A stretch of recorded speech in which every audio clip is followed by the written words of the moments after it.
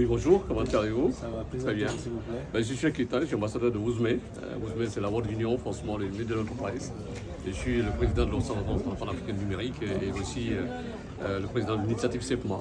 Le CEPMA, c'est la coalition pour l'éradication des faux médicaments en Afrique. Alors, je suis là dans le cadre de la SAS au Maroc et parce qu'on a fait la première édition à Paris et nous sommes très heureux d'être sur le sol marocain, un sol que nous aimons bien parce que le Maroc est le pays par outrance africain et on est là pour essayer de travailler ensemble avec les Marocains pour voir comment faire avancer les choses en Afrique avec la semaine africaine des solutions. Alors, dans votre exposé, vous avez parlé de la lutte contre les faux médicaments en Afrique.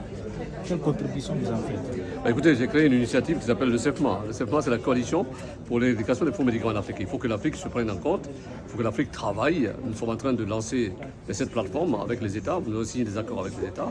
On va créer les zones franches médicales pour essayer d'ouvrir la possibilité d'assembler les médicaments en Afrique. Il faut que l'Afrique se prenne en charge et comme ça, nous pourrons baisser le coût des médicaments et nous allons envoyer dans ces zones franches médicales des startups qui vont travailler dans le médical, dans le e-health, et nous allons prendre des initiatives pour essayer d'associer tout le monde, les garçons, les filles qui sortent d'école, qui n'ont pas de travail, pour qu'ils puissent générer des stratégies, des idées pour l'Afrique, tout simplement. Alors, votre organisation a été créée en quelle année et elle évolue dans combien de pays africains? Aujourd'hui, nous sommes dans 36 pays et nous sommes en train de signer petit à petit des contrats avec les États, parce que l'État reconnaisse ce que nous faisons, c'est pour lutter contre les faux médicaments et aussi pour la santé publique. Et donc, au-delà de la lutte contre les faux médicaments, il faut créer des hubs, des startups pour la e-gouvernance et aussi la e-santé. Il faut que les gens puissent avoir accès aux médecins même s'ils sont dans un village. Donc c'est toutes ces problématiques de solutions que nous sommes en train de créer pour l'Afrique et que ça peut être en Guinée, au Sénégal et dans tous les autres pays. Nous allons signer des conventions avec tous les pays africains. Alors quel est le bilan que vous faites de votre organisation depuis sa création? Depuis sa création, depuis un an, nous avons avancé avec 18 pays qui ont signé le contrat et nous sommes en train d'avancer parce que l'Afrique c'est quand même 54 États. Donc on a du travail, du chemin encore à faire, mais on est très contents puisque on est très bien reçus. Les gens nous disent le travail que nous avons lancé, c'est un très bon travail.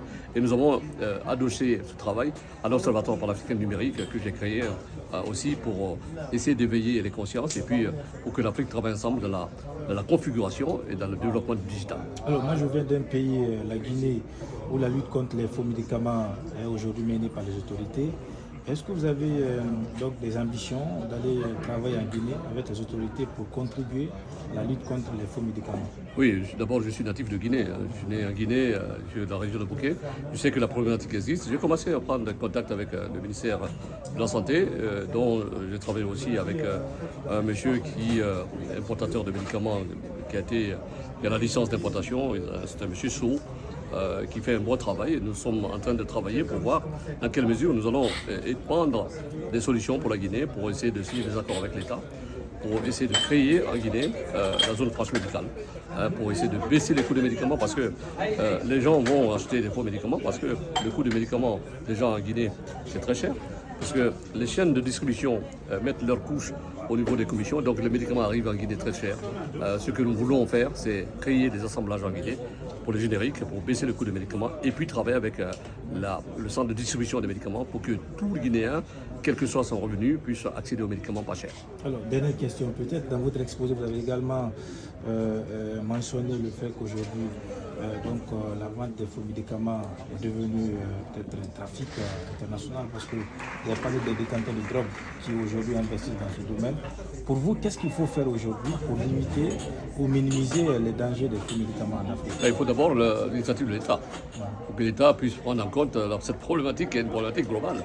Il faut que l'État crée des initiatives et l'État signe des conventions avec des gens comme nous qui travaillons pour lutter contre ça.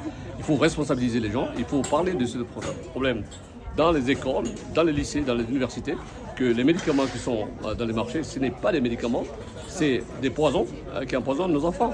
Nous avons 150 et 200 000 enfants qui meurent chaque année en Guinée. Donc il faut une prise de conscience et puis il faut que les sociétés civiles s'intéressent. Il faut faire des colloques en Afrique sur les faux de médicaments.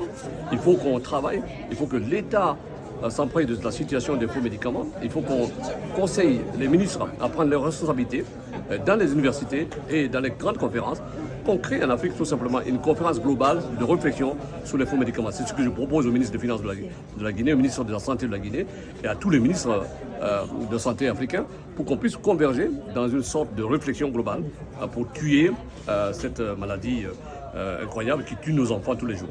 Merci beaucoup. Merci bien.